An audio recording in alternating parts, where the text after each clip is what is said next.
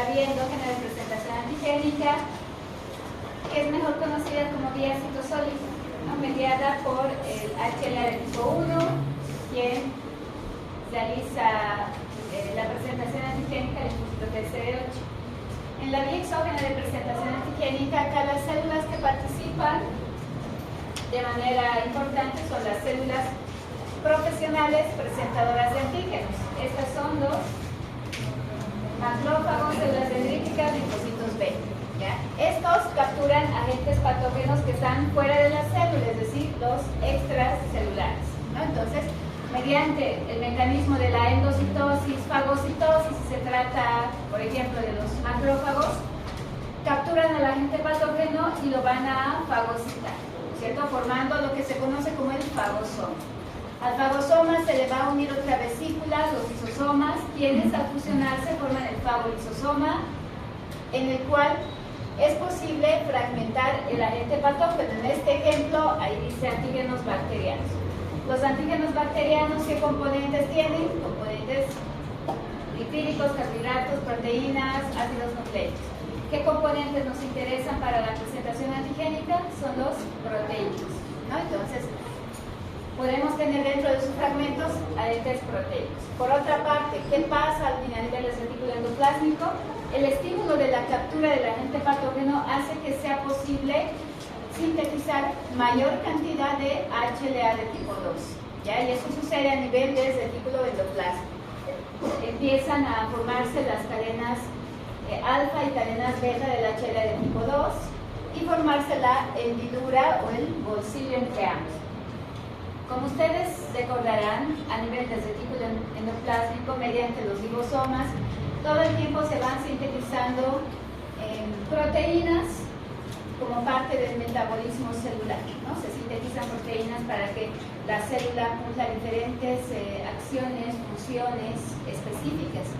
Y durante este proceso también estas proteínas, que son parte de la síntesis normal de la célula, se van a ir sintetizando. Pero para evitar y proteger que cualquier proteína se una a la hendidura del HLA de tipo 2, necesitamos una molécula importante. Esta molécula es la molécula conocida como cadena invariante. Esta cadena invariante tiene la misión de proteger al HLA de tipo 2 para evitar que cualquier otra proteína se una al bolsillo o a la hendidura. Una vez que está bien sintetizado, que tiene esta cadena invariante, a través de una vesícula va a migrar hasta el fagolisosoma. Y durante este proceso de migración, esta vesícula también tiene componentes ácidos. Estos poco a poco van a empezar a degradar esta cadena invariante y lo único que va a quedar va a ser el segmento que está en la hendidura, que se conoce con el nombre de CRIP. Una vez que llega al fagolisosoma, esta molécula HLA-DM, que como ustedes recordarán, se forma de los genes del complejo mayor de histocompatibilidad de tipo 2, ¿no? Dentro de las moléculas les había explicado que había tres subgrupos importantes, ¿no? De P, de Q y de E. Entonces, dentro de ese grupo empieza a sintetizarse también el HLA-DM, pero este no presenta el antígeno, sino que ayuda en la presentación al ayudar a liberar este clip de la hendidura. Una vez que está libre, fácilmente las proteínas que alcancen a este tamaño, ¿qué tamaño tienen que tener este péptido? ¿Cuántos aminoácidos en promedio tienen que tener? De 8 a 11, aproximadamente habíamos dicho el HLA de tipo 1. El HLA de tipo 2, como es una antena abierta, es más grande, ¿no? Hasta 20, hasta 25, incluso 30. ¿Ya? Entonces, una vez que se une a esta hendidura, es expresado en la superficie para presentar el antígeno a un linfocito. ¿Qué linfocito? CD4.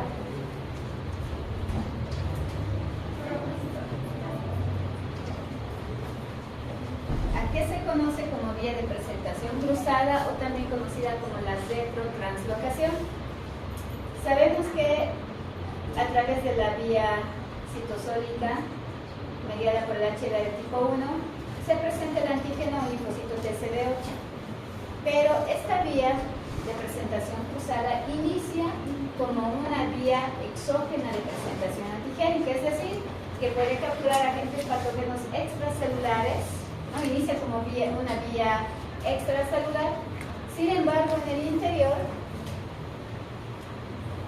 imaginen que hay algún agente patógeno que tenga como mecanismo de evasión, pues el eludir la destrucción por el fagolisosoma. Hay bacterias que pueden escapar hacia el citoplasma, y una vez que están en el citoplasma también son marcados con la ubiquitina, pasan al proteosoma, del proteosoma pasan hasta el retículo endoplásmico, y con el HLA tipo 1 son presentados al linfocito T de tipo CD8. Pero hay otro mecanismo importante también que utilizan las células, principalmente las células presentadoras de antígeno. Una vez que acá tenemos al fagolisosoma, y acá en el fagolisosoma ya hay fragmentos de proteínas del agente patógeno, ya hay antígenos proteicos. Entonces, hay una molécula que ayuda a que estos fragmentos proteicos pasen al citoplasma. Esa molécula que ayuda a que pasen directamente al citoplasma se la conoce como molécula SEC61. Es una molécula transportadora. Ya va a hacer que estos fragmentos proteicos ya degradados pasen al citosol, al citoplasma, sean marcados por ubiquitina, pasen al retículo endoplásmico y a cargo del HLA de tipo 1 sean presentados a un linfocito T CD8. Entonces, ¿para qué nos sirve la vía de presentación cruzada? Para que se active un linfocito T de tipo CD8. ¿Ya? Así sea con las células presentadoras de antígenos, las profesionales. Estas pueden realizar la presentación antigénica a un linfocito T CD4 o a un linfocito T de tipo CD8. Esta vía de presentación cruzada nos sirve para activar linfocitos T CD8 vírgenes. ¿Ya? Entonces, un linfocito T o una célula presentadora de antígeno puede capturar algún agente patógeno extracelular, lo lleva a los órganos linfoides secundarios y activa un linfocito T CD8 virgen, o a un linfocito T CD4 virgen. Y hay una cuarta vía de presentación antigénica. Esta vía de presentación antigénica no activa la inmunidad adaptativa. ¿Ya? Esta vía ayuda a activar linfocitos T que forman parte de la inmunidad innata. ¿Ya? Estos son los linfocitos T con el receptor TCR de tipo gamma delta. Los que tienen el receptor de tipo gamma delta. ¿Cómo se realiza esta presentación antigénica? Hay moléculas parecidas al HLA de tipo 1. Estas moléculas se conocen como moléculas CD1. De igual manera, tienen cadenas alfa dividida en 3 segmentos y una molécula accesoria que también se la conoce como beta 2 microglobulina. Es decir, que son semejantes la una a la otra. ¿Ya? Pero ¿qué se conocen en la hendidura? Componentes empíricos, ¿ya? Que más son marcados por las saponinas para ser reconocidos y presentados en la superficie.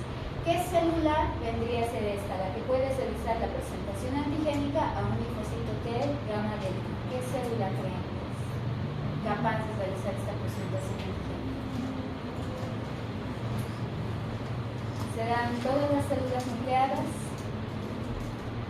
Son las células profesionales presentadoras de antígenos. ¿Ya? Son las que también pueden tener este receptor o esta molécula CD1. Y hay diferentes tipos de moléculas CD1, 5 tipos. CD1 de tipo A, B, C, D, I. Entonces no se olviden, las células profesionales presentadoras de antígenos tienen la capacidad de expresar en la superficie el HLA de tipo 1 y el de tipo 2. Para tú que estás ahí en la primera de la fila, ¿cuál es el HLA de tipo 1?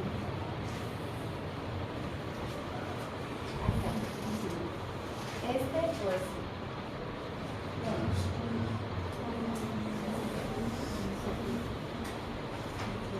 Ya, ok. Tiene ahí la cadena alta y esta molécula accesoria, ¿no? Ya hemos visto presentación, procesamiento antigénico por parte de las células presentadoras de antígeno y los HLA. Ahora vamos a ver cómo el linfocito T puede reconocer el antígeno que le es presentado.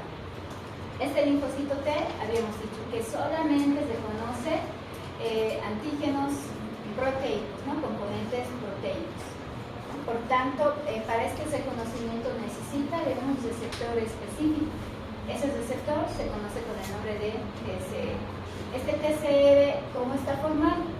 Esta es una molécula compuesta por dos cadenas, cadena alfa, cadena beta, dividida también en dos segmentos, región variable y región constante. Además, como ustedes pueden ver, tiene una región transmembrana que le ayuda a anclarse a la membrana citoplasmática. Pero ¿cuál es la desventaja de ese receptor TCR? Que no tiene prolongaciones intracitoplasmáticas. Por tanto, puede reconocer el antígeno por sus regiones variables, pero no puede enviar señales al interior del citoplasma para que el linfocito T se pueda activar. ¿Ya? Esa es la desventaja. Sí se conoce, pero no envía señales de activación dentro del citoplasma. Para esto necesitamos otras moléculas que nos pueden ayudar a llevar este mensaje. Estas moléculas son las moléculas CD3. Las moléculas CD3 son componentes heterodiméricos porque son dos moléculas diferentes que se expresan, ¿no? Unidas. Gamma epsilon, delta epsilon. Estas tienen regiones transmembrana y, como ustedes pueden ver en la imagen, sí tienen prolongaciones intracitoplasmáticas, ¿no? Que terminan en lo que se conoce como los motivos de activación de tirosinas. Son un tipo de tirosinquinasas que pueden ayudar en la activación del linfocito T. También tenemos otras moléculas homodiméricas, es decir, que están formadas por un mismo tipo de moléculas. Son las cadenas o moléculas Z, ¿ya? Que también tienen en la región intracitoplasmática estos motivos de activación de tirosina. También se denomina CD247. ¿Para qué nos sirve el conocer esta molécula CD3? Aparte de lo que les dije, ¿no? De que ayuda en la activación del linfocito T, envía mensajes intracitoplasmáticos. Las moléculas CD3 nos indican que un linfocito T ya está maduro. Todo linfocito T que empieza a madurar a nivel del timo, cuando expresa esta molécula CD3 en la superficie, significa que ya está maduro, que ya puede ser capaz de reconocer algún antígeno específico. Entonces, eso con respecto a este receptor TCR. Y todo este complejo, tanto el receptor TCR como las moléculas CD3 y la CD247, en conjunto se conocen como complejo TCR. Y aquí lo que nos interesa es la región variable. En esta región variable, tienen en sus libros, ¿no? Tienen tres tipos de regiones hipervariables: CDR1, CDR2, CDR3, donde de manera específica se va a unir al antígeno en la región CDR de tipo 3. CDR1, CDR2 se va a unir al HLA. ¿Ya? Eso ayuda a que se estabilice esta unión. Pregunta para ti: ¿cómo se desarrolla la inmunidad celular? ¿Cómo se desarrolla la inmunidad celular? ¿Cómo crees que se desarrolla la inmunidad adaptativa celular?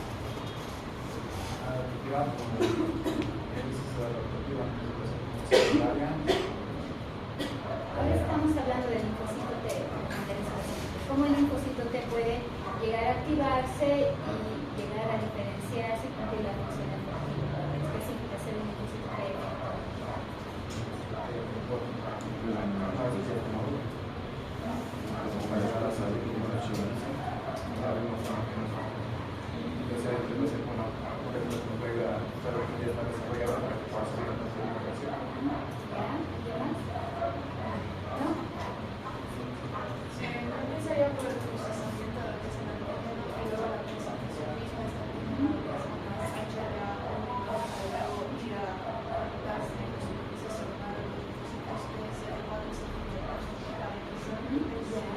Está bien, ese es el inicio, pero existen varios mecanismos. Se resuelve la inmunidad celular primero cuando un linfocito T ya completa la maduración, que expresa el receptor TCR, ya expresa estas moléculas CD3. Del timo va a viajar hasta los órganos linfoides secundarios para buscar algún antígeno específico. Si un TCR ya se ha formado de manera adecuada en la superficie de un linfocito T, esta región variable que tiene su receptor se conoce algún antígeno específico. ¿Ya? Entonces tienen que buscar a alguna célula presentadora de antígeno que le presente el antígeno correcto. Y para esto, ¿qué necesita? Cuando sale a los órganos linfoides secundarios, no encuentra a la célula que tenga el antígeno apropiado, vuelve a la circulación sanguínea, linfática, hasta encontrarse con otro órgano linfoide secundario y sigue la búsqueda. ¿Qué es lo que facilita la búsqueda del antígeno? Las moléculas de adhesión.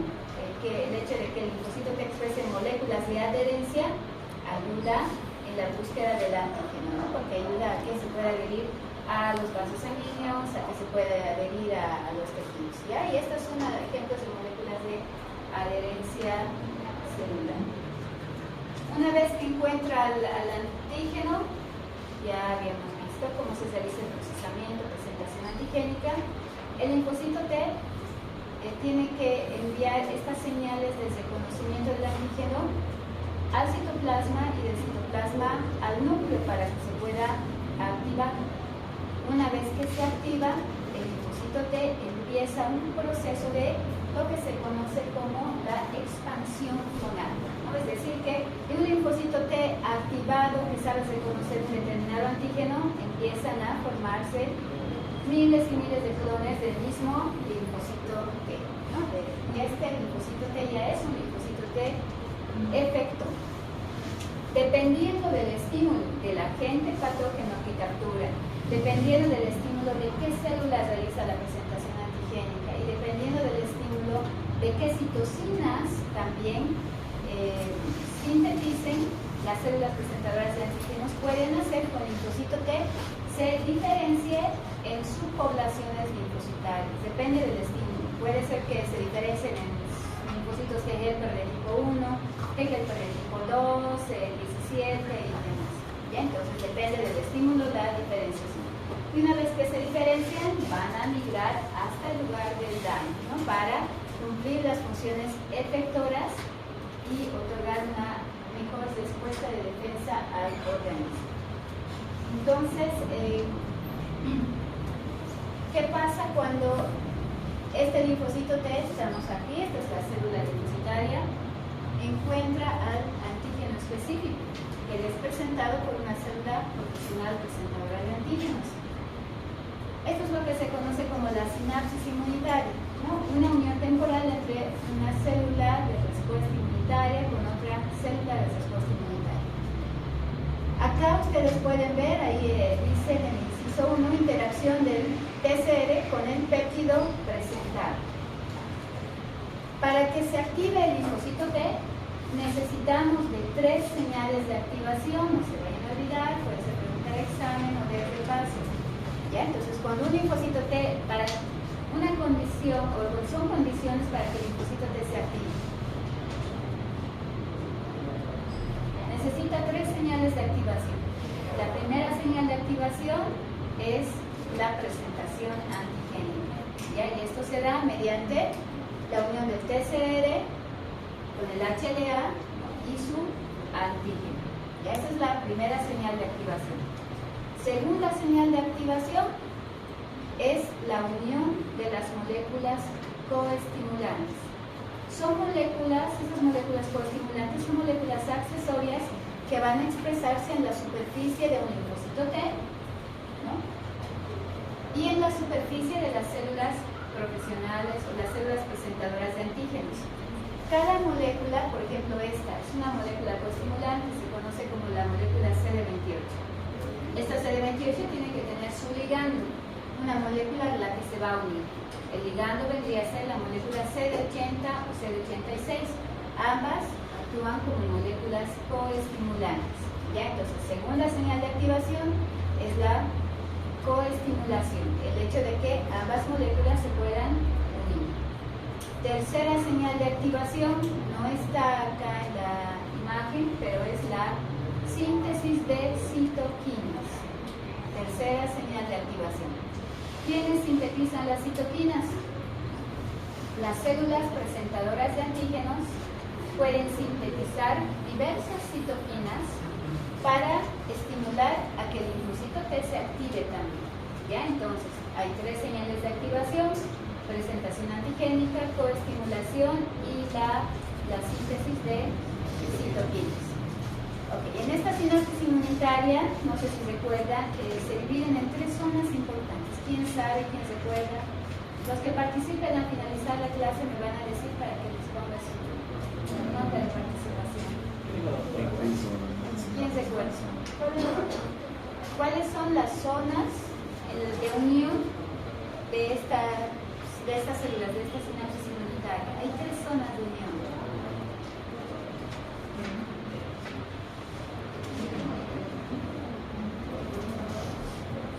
Cuando se une un linfocito T y la célula presentadora de antígenos, pues se unen todas las moléculas que expresan en la superficie y los ligandos para la activación o para mantener de manera temporal esta unión estable.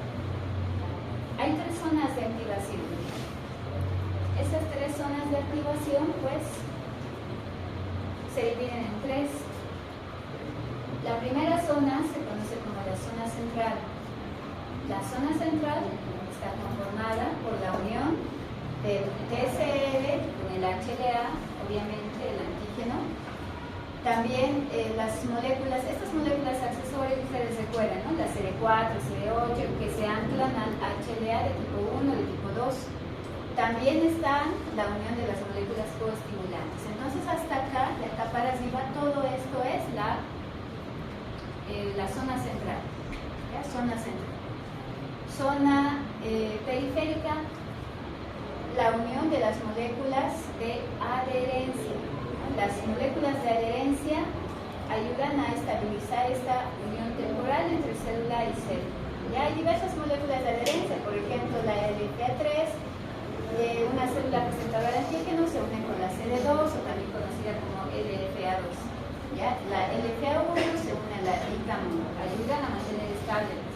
Y la región más alejada, la región distal, pues son lugares en los que también la fosfatasa CD45, la molécula que va a activar al linfocito T, es importante la activación, se une con la F-actina expresada en las células presentadoras antígenos. Entonces hay 3 zonas de activación: la zona central, zona periférica y la zona distal. Aquí ustedes ven a la presentación antigénica. Este ya es un linfocito T. ¿Qué es lo que ocurre a nivel intracitoplasmático? Ahí vemos que ya se ha realizado la presentación del antígeno.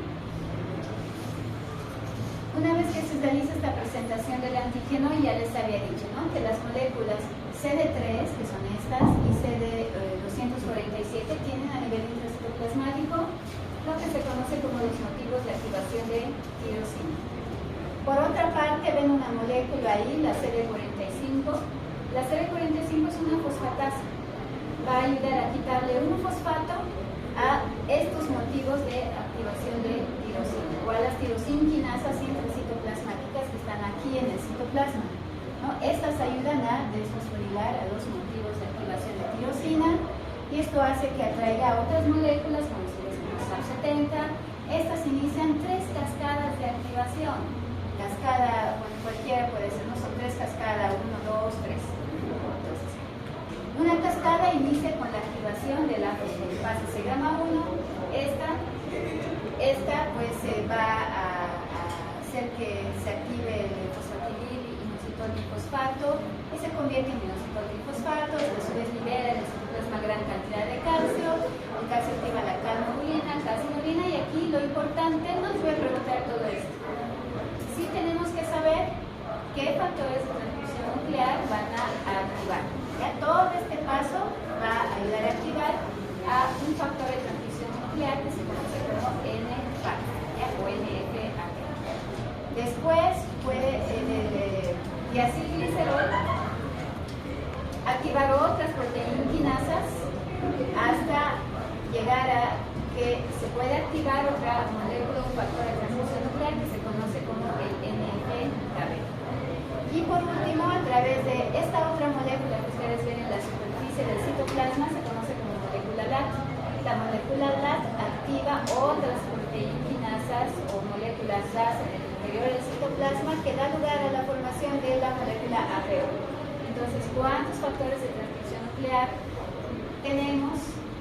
Los cuales van a viajar al núcleo para activar el linfocito T, son 3. ¿Ya? AP1, NF3 y NF-κB. ¿Qué hacen estos en el interior del núcleo? Ayudan a sintetizar genes que ayudan en la activación del linfocito T y ayudan de manera importante en la supervivencia. Entonces, la vía de señalización da lugar a la activación de diferentes factores. ¿Qué factores creen ustedes que un linfocito T puede producir o sintetizar?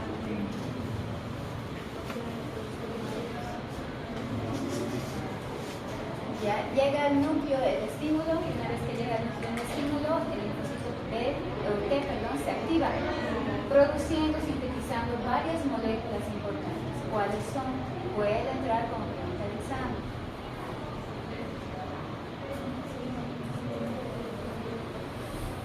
Una vez que llega al núcleo, la información hace que el linfocito T empiece a sintetizar gran cantidad de lo que se conoce como la molécula interleucina 1.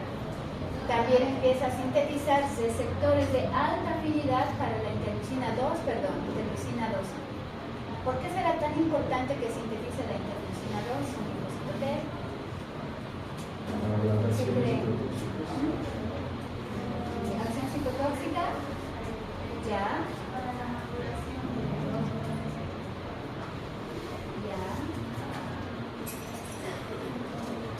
Lo más importante es para mantener la supervivencia del linfocito T, para que éste siga activo. La estimula para que el linfocito T siga activo. ¿Para qué necesitamos expresar, o el linfocito T necesita expresar receptores de alta afinidad para la interleucina 2?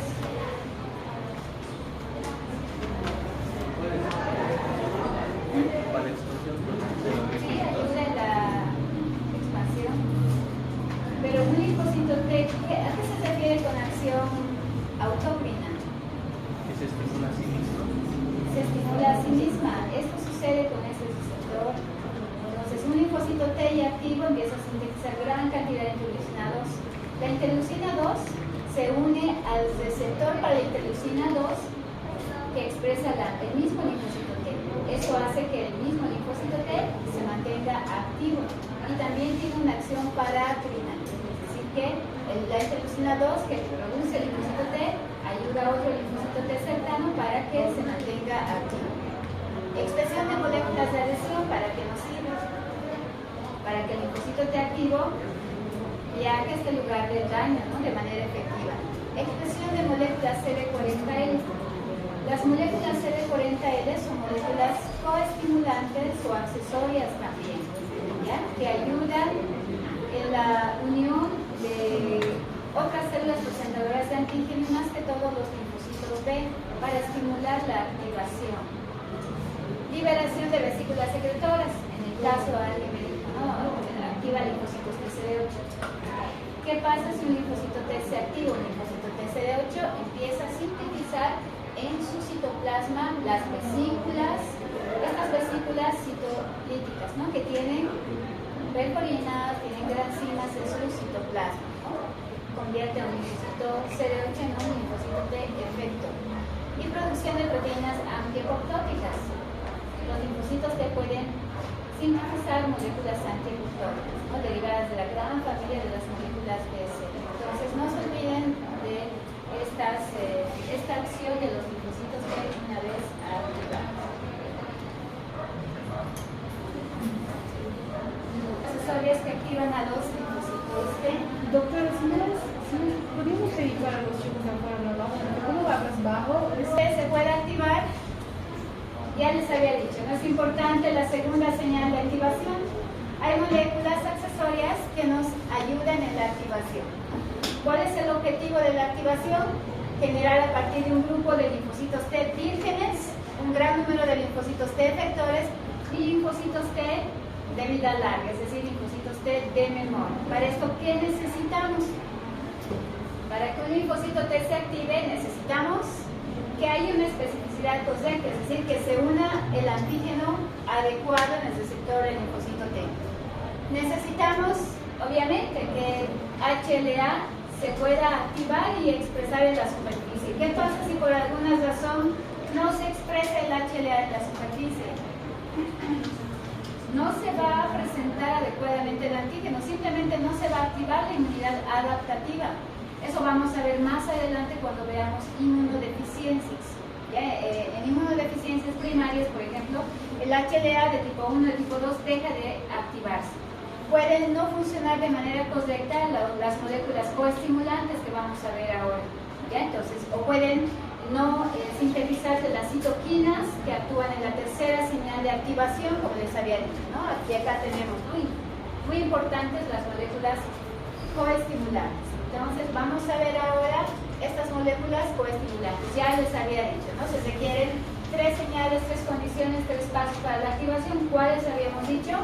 La presentación, el reconocimiento antigénico, la coestimulación y la síntesis y la activación de las citoquinas. Ya no se olviden de estas 3 señales de activación.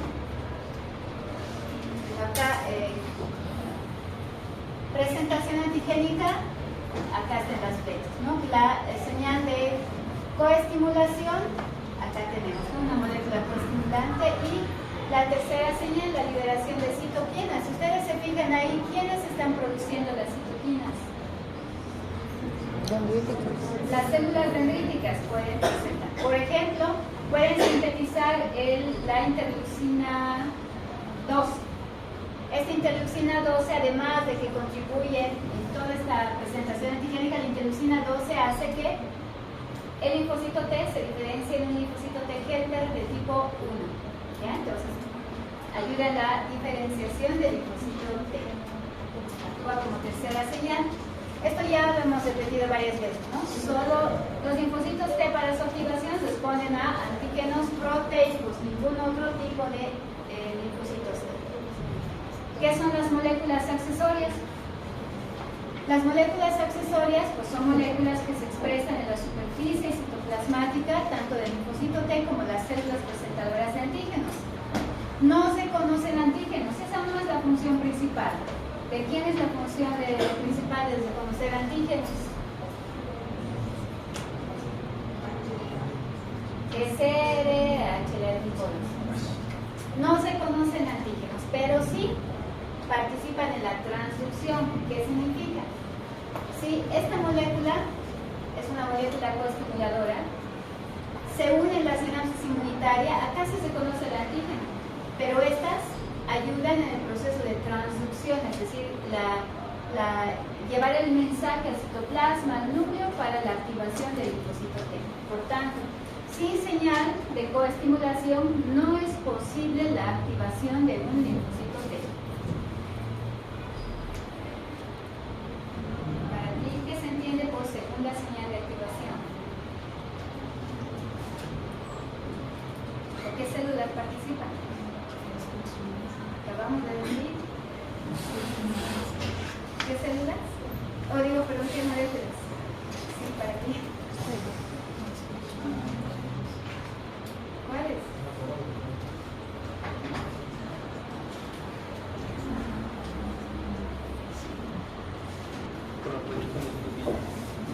Es la tercera señal.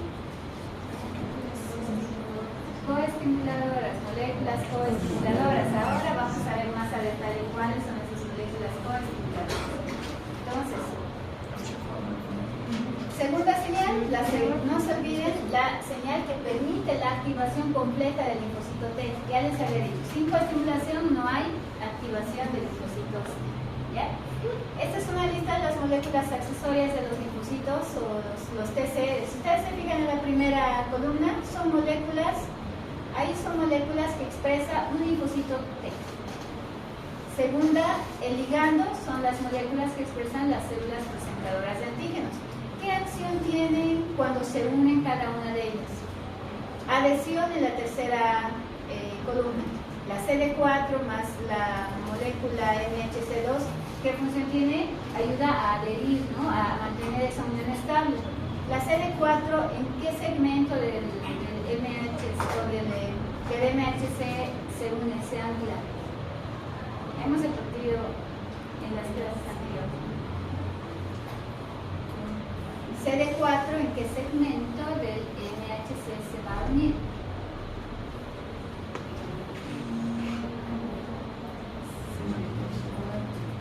Estas dos, ¿ya? Entonces se unen.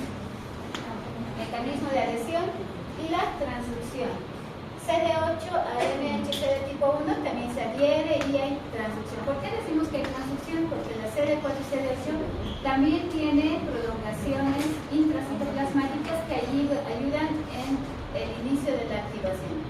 CD28 solamente transducción, CTLA4 solo transducción, CD45, CD2 y CD5 también, ¿no? Y estas adhesiones porque están expresadas en la superficie de la membrana citoplasmática. Estas moléculas son moléculas coestimulantes, pero tienen que tomar en cuenta que de todas estas moléculas coestimulantes hay una molécula que es una molécula coestimulante negativa, es decir, que cuando se activa estimula un mecanismo de inhibición de la activación del linfocito T. Esta molécula es la molécula CTLA4. ¿Ya? Es una molécula inhibidora de la activación del linfocito T, a diferencia de las otras. Pasen al frente los que